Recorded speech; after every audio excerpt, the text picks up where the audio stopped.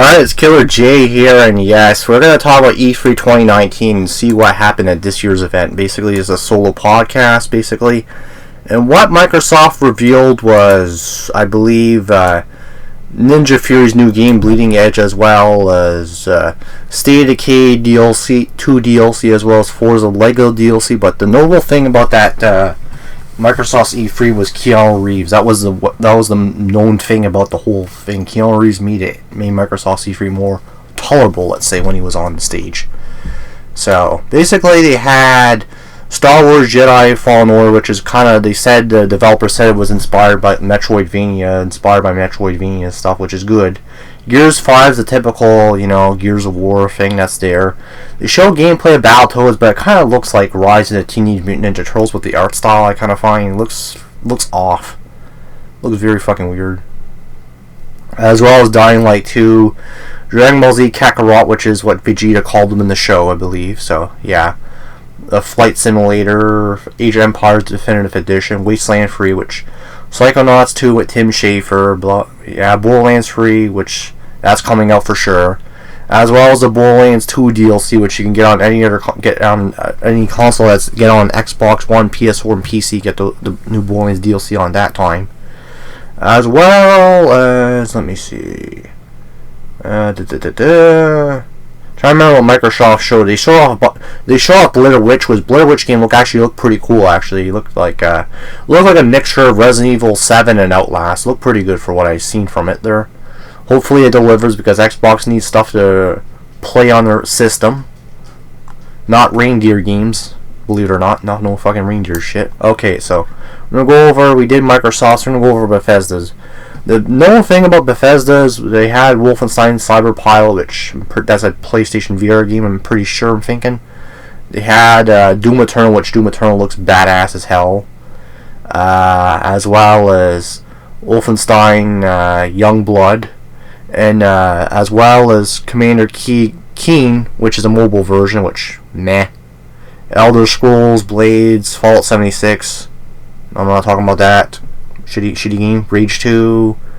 But the notable things were about that was, Doom Eternal and Wolfenstein and shit like that. And the new game, Ghostwire Tokyo, there, that's made by Machine there. Made by the ones that did the Evil Within and that there, so. Okay, PC gaming show, which, just PC gaming stuff, I'm not going to talk about that. Okay, so Ubisoft's known thing was in their conference was DLC and Watch Dogs Legion, which is a new Watch Dogs game, and Tom Clancy's Elite Squad, Just Dance 2020, which there's always going to be a Just Dance game. Fuck, those Just Dance games never go away, so okay, don't care, move on. Okay, I believe Square Enix had on their presentation, which is a Final Fantasy VII Remake, which that was pretty good. Good or not for RPG fans, that's pretty good stuff. So, Life is Strange 2, fun game as well. Octopath Traveler, not really a big Octopath. I'm not really a big RPG guy, but I can see people enjoying these said games. So yeah, Dragon Quest, Kingdom Hearts DLC, I believe, as well as Final Fantasy, Dying Light 2. They also reviewed Avengers game, which was pretty good. The Avengers game was pretty fucking awesome there. And these gaming journalists, they're like, "Oh my god, this game is so scary. I'm so scared of this game." And these are the same ones that were scared over the new Call of Duty game that's coming out. That's not that's showing the real side of the war, not this arcadey bullshit. So I guess Call of Duty wants to take some realistic approach with the World War setting. I don't know, but I don't know. And these journalists gave Call of Duty like fucking 20s out of 10s and shit like that. And what are they gonna do with this one? They're gonna shit on it? I don't know. If they don't like something, why are they even fucking playing the thing? So, give someone else that actually plays the game and enjoys it. Exactly.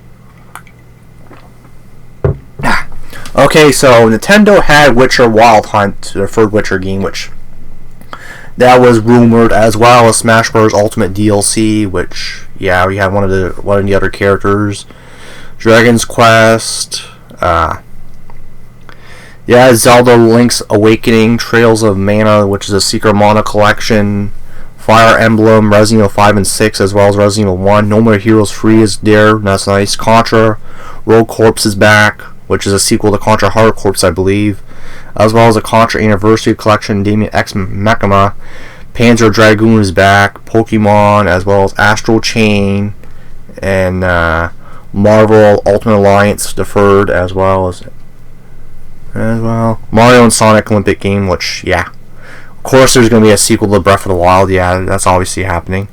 Oh yeah, from the last machine at their E3 or Nintendo's Direct or whatever, they had what everyone wanted. Yes, they got Banjo-Kazooie on Smash Bros. Ultimate. So, big ups Nintendo, so that's pretty good because it was originally Banjo-Kazooie was a part of Nintendo. This wasn't. They were Rare worked with Nintendo way back in the day before they were working with Microsoft, because if Nintendo wants to use the character, they can, because they probably do something with it, because right now Banjo-Kazooie's not really doing much, because the last thing that Banjo-Kazooie did there, like game-wise, was, I believe, was Nuts and Bolts, and that one wasn't really a true Banjo-Kazooie game, so yeah. Alright, so no one really cares about friggin' Nuts and Bolts there. Nuts and Bolts is like, everyone cared about the other Banjo-Kazooie games, so. Okay, what else do they have? They had Google reviewed their Stadia console, which Google making a cloud gaming console. I don't know if they can do anything there. Seriously, they have a website known as YouTube, and there's so many problems with the site in general that keep slipping through, and they keep doing it's like this. Oh, I punish you for this, and anyone else could or like their special elite people can do whatever the fuck they want. Don't give a shit, because it's just favoritism on the site. That's all it has been. So I don't care about Google Stadia. I don't care about the thingamajig there, whatever you fucking call it, because Google Stadia is whatever to me. I don't care until they make a website that's actually, until they fix the issues on YouTube. Maybe I'll take it serious, but I'm not gonna buy no Google Stadia. Why would I buy that? Why would anyone buy Google Stadia? Seriously, why? Just why? Okay, Bungie was announcing that Destiny 2 would be free to play, I'm pretty sure. EA announced that Apex Legends DLC character Sims 4 and the Star Wars game, which is pretty cool. Pretty good Star Wars game. There's just some VR stuff for Upload VR. Limited run, well, limited run's gonna shit's limited, because you have, let me see. What games do they have for that? They have Power Rangers Battle for the Grid, which that shit's gonna be hard to find because it's fucking ridiculous. They're hard to find for a limited run, as well as Metal Slug, the Fur Metal Slug game, and Rocket Birds 2 Evolution, Atari Flashbacks Classic, Super Meat Boy, which is good. That's a good one, but it's hard. As well as Night in the Woods. I don't know what that is. I don't really care. Move on. Some of these things I don't really see myself reviewing or talking about, because some of them were just like there, I guess. Square Enix did a pretty good showing, because they had stuff that people wanted there. Bethesda's, they had some pretty good stuff there with Doom Eternal and stuff like that. Doom Eternal was the standout thing about that. Wolfenstein, the Youngblood looked pretty good there for what I've seen about it. There's pretty good there. So that one's pretty good as well. I want to see more. Bandai Namco, well, THQ Nordic. Yeah, let's talk about THQ Nordic. They had Destroy Humans come back, which is nice. That's a Destroy Humans remake, which I really care. That's something I really care about, because that's really good they brought that back, because they need to bring stuff like that back, and hopefully they bring back Time Splitters, for freak's sakes. As well as SpongeBob Bikini Bottom for all the SpongeBob fans out there. So all the SpongeBob fans get their remaster, because people wanted it backwards compatible, because what the backwards compatibility thing, that is pretty much dead. It's dead. Sorry. Backwards compatibility, Microsoft killed that friggin' thing off right away. They announced 8 original Xbox games, as well as 15 360 games. And the 8 original Xbox games they didn't really announce. They were 4 Splinter Cell games, Indiana Jones, I believe, and some other friggin' game I don't really. Oh yeah, Sphinx and Unreal Championship 2. I think they only worked on 8 original Xbox games. Really, they could have easily did 25. Frick. That's what I thought they were gonna do there. I thought they were gonna do 25. I thought they were gonna get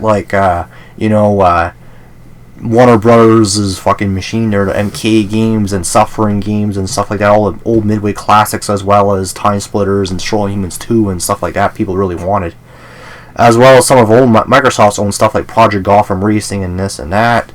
Didn't really do much with the original Xbox. Original Xbox was just an afterthought to me. It just seemed like an afterthought. 360, well, they announced some stuff that people wanted, but it wasn't really, you know, sought out to be, because the time that Microsoft, when they did the backwards compatibility this year, they killed it off in a way, because they stopped announcing games weeks at a time. They used to announce games like every week or so, every week or so, or announce a bunch there. But they really shit to bed with the backwards compatibility, because right now they're focusing on Scarlet, I believe, which is Xbox Scarlet, which is their new console, believe it there or not there. And apparently the launch game with that is supposed to be Halo Infinite there, so Halo Infinite would probably, if it comes out with Xbox Scarlet as a launch game, it probably would be good if I see gameplay of said game, not just trailer, not just a CGI trailer. I want to see gameplay and see how it plays and if it's worthwhile for people to check out. So, yes, Master Chief Collection is on PC, and Xbox is putting their Game Pass stuff on PC. That's the big thing with Xbox is E3. Oh, put everything on PC. And yeah, Alien Isolation is making its way to the Switch. So, a game that was pretty good on the Xbox One, PS4, and out there, Switch owners can play it. So, people need to play that game if you have a Switch. When it comes out to the Switch, go buy that shit. So, there you go. As well as there's some games out there that can be bought there. So, really, some stuff that can be tried out, like, oh yeah, Ukulele. I'm not reviewing. Is that Impossible? Is that another one, or is that a sequel? I don't know. I'm not sure. Probably another Ukulele game, I'm guessing. Well, trying to look over the E3 stuff and see what was the featured games, but they had some like weird ass indie games from Microsoft. So they showed off like 20 or 30, 40 games. There was like some of the weirdest games you would never think you would ever fucking review there. It's like, they had this game with reindeer, with 2 reindeer running. It's like, okay, like, does anyone want to play this? And they had another game that was like, it was this friggin' machine there, what was it, that fucking Hello Neighbor game there, where that guy, it's like a multiplayer version, the guy just kidnaps you, and yeah. I'm not even gonna get into that fucking Hello Neighbor anymore here, so. I'm not even gonna touch any more Hello Neighbor games with a 10-foot pole. I touched the first one, and that's the last one I'm ever reviewing this. So, next. Okay. Yeah, Bungie. Yeah. Oh yeah, we know Monster Hunter World and all that. CG Project Red is gonna have Cyberpunk 2077, which is pretty good. Which Keanu Reeves in that one. So, that game looks to be good. So, I like to see him do different stuff there. CG Project Red. He should do more different stuff besides, like, you know, do some other different games and just branch out some more too. So I say the ones that had the best E3 showings was Square Enix. They had a pretty good E3 showing there. Bethesda was alright there. Ubisoft was just the dog was the highlight of that one, as well as Watch Dogs there, new Watch Dogs game. And Nintendo's E3 was pretty good because they had some good stuff out there for people out there to play their stuff there. Had some really surprises with No More Heroes and stuff like that. We had a couple other things, Banjo-Kazooie, which was nice, as Smash Bros. DLC. That was nice. Microsoft's E3 really didn't really had much of an oomph factor besides Keanu Reeves. There wasn't really much there with E3 here, so yeah. People thought they were gonna, like, someone I knew online said I thought they were gonna review like Silent Hill or something. Would have been nice if they would have brought that back there for Xbox, but I'm not sure. But Blair Witch is a kind of a left field announcement. But anyway, if it hopefully turns out good and it scores really well. So if it scores out really well and it does good, so if it does good, if it's a good game and it does well and all that stuff, I will buy it there. I'll give it a chance there. So, but I'm gonna listen to actual, if you want a game, if it scores well, if the game's good enough on, like, my personal opinion, not on anyone else's opinion, if to me, if it looks interesting, I'm gonna buy the fucking thing, so, yeah. And yeah, Spiral Reunite Trilogy's on Switch now, so yeah. Okay. Alright, this is Killer J, and that is it for Killer J's thoughts on E3 2019. I knew we could just did a quick rundown, but it is what it is. I just really want to get that out of the way, so thank you for watching the RMG Mini Podcast Episode 7. I know it was a solo-based one, but thank you, and have yourselves a good day, and have fun. Peace out, people. Bye.